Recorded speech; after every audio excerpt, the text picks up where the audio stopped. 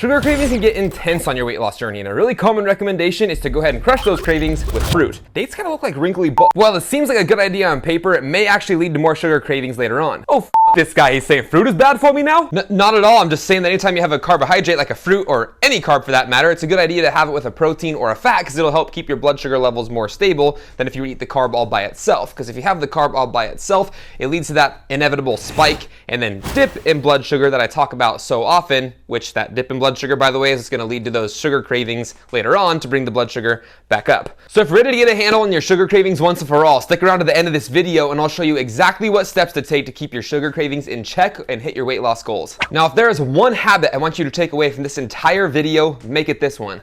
Start off your day with a high protein meal. Remember what I said about eating protein with carbs earlier and how it keeps your blood sugar levels more stable? Yeah, I remember. You said fruit was bad for me and that you wanted to slap my mother. I f***ing hate the internet sometimes. So I was saying eating protein with your carbs, including fruit, helps prevent those big spikes and dips in blood sugar. If you start the day off with plenty of protein and steady blood sugar levels, it'll help you avoid the blood sugar roller coaster of spikes and dips that happens when you start your day off with a carb-heavy breakfast like granola and fruit, which lacks protein to begin with. Not to mention, protein is a slower digesting macronutrient than carbohydrate is, so it'll actually help keep you full longer too. Step number 2 is priming the consumption of your pre-workout carbs. When you're doing strength work with kettlebells, or any strength work for that matter, the primary fuel source your body utilizes is carbohydrate. And there's a stored form of carbohydrate in your muscles known as glycogen that gets depleted as you put in the work. But if you have about 15 grams of a pre-workout carbohydrate 15 to 30 minutes prior to your workout, you will have glucose readily available in the blood that you'll burn through in conjunction with the muscle glycogen that gets utilized. Things like tart cherry juice, bananas, berries are all great options for pre-workout carbohydrates, and they'll ensure that you don't bonk during the middle of your workout, which will help you prevent those sweet cravings post-workout.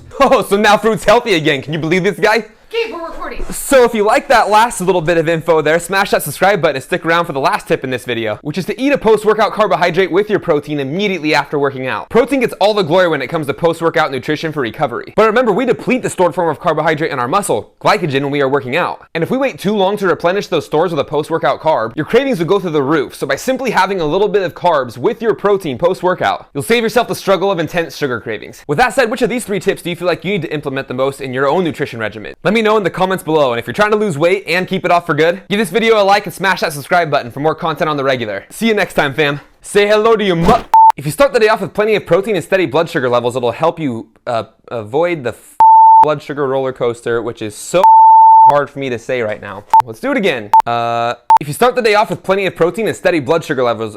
If you start the day off with plenty of protein and steady blood sugar levels, it'll help you yeah. I'm gonna lose my shit.